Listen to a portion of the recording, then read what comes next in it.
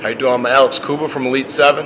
Today we're going to talk a little bit about combine training, one-day camp. A lot of you guys, when you guys first get into your football camps and stuff like that, a lot of coaches will ask you guys to do some combines. For all your one-day camps, you're going to be asked to do combines. So a lot of people, I just want to give you guys some tips on how to run 40, short shows, 3 cones, and things like that. So first thing we're going to do is do the 40-yard dash.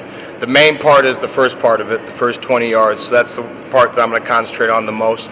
We're going to give you tips on it. The main things that you guys need to understand is there's 2 phases of running a 40. There's a drive phase and there's an acceleration phase. You need to get into a proper stance. You got to be able to come out low and do some things to be able to run a good 40. Again, the 40 is you're derived from the first 20 yards. If you don't have a good first 20 yards, you cannot run a good 40. Now, the most important thing is everything has to go from point A to point B.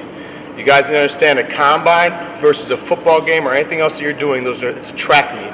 It's 2 different things, okay? So I have to change my mindset and make sure everything's going from point A to point B and everything needs to be lined up before I even get into a stance. You guys also need to make sure before you get into a stance, I have the same routine every single time. That way it's like a walk in the park. Every time somebody asks me to run a 40, I step up and do the same thing. First thing I teach kids is everybody wants to get on the line, hug the line, and get right here. If I do that, my first movement is going to be up. You might as well kiss your 40 goodbye. We are, especially as men that got to run a 40, women can get tighter because they're a little bit more flexible. As guys, we are not as flexible as women are. We have to get back from the line a little bit. So I always teach dropping back 1 foot and then making sure I have a heel-toe relationship. And I'll explain why here in a second. But after I dig my cleats in, I drop my knee, my feet do not move again.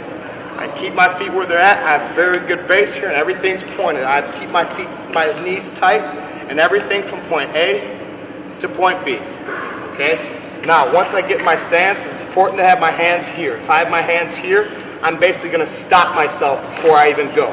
So I'm gonna put my hands sideways so I can roll right off the tips of my fingers when I go. The number 1 thing is right from this point is to lean forward. Reason being is when I pick my butt up, it's 1-1000, 2-1000, I fall on my face or I can pop straight out. And you notice that when I lean forward, I have no choice but to go that way. I can't go anywhere else. So it's got to go from point A to point B. So it works out perfect that way. Now, when you pick your butt up, the most common mistake I see kids make is this. Well, I have nothing. You guys got to look at your muscles as rubber bands. I have to have a spring to come off of. So if I come up and come all the way straight like this, I have no spring. So what I teach is you have to, just like if I want to run somebody over or make a big hit, I have to have some coil, uncoil. So here as a 40, same explosive movements. I come and I have a nice little bend, 90-degree bend right here when I come. So I have a chance to pop straight out and get out of there right now, okay? Last part of this, when I get lined up, another mistake that I see kids make is they'll put their arm up here. Well, when you do that, when do you think they're going to start to pop? As soon as this thing moves.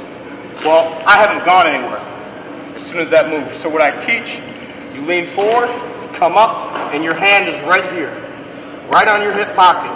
So my first movement's out, and that clock started. Well, the clock started, I've just gone 2 yards. So really, I'm running 38 yards versus 40 yards. Okay? And that's the key to a perfect start to running a 40. That's how you come out of it. Number 1 thing, again, like I said, your first step on the drive phase needs to be big. My second step needs to be big. The biggest mistake at the beginning of a 40, everybody thinks the faster I move my feet, the faster I'm running. No. It's about how much ground can I gain every time my foot touches the ground. So I need to get big step after big step. Keep my head down because I need to come out low. Throwing my arms out, big step after big step after big step. Making sure everything's going from point A to point B. Okay? Now as I'm driving and I'm driving and I'm driving and I'm driving, I get through 10 yards. I still don't pick my head up. You still gotta stay low through 10. You still stay low, you still stay low. For me, when I ran my 40, and ran the times that I ran, I did not pick my head up until about 15, 16, 20 yards.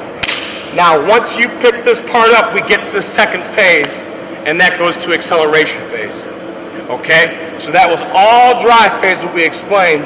Now you're on acceleration phase.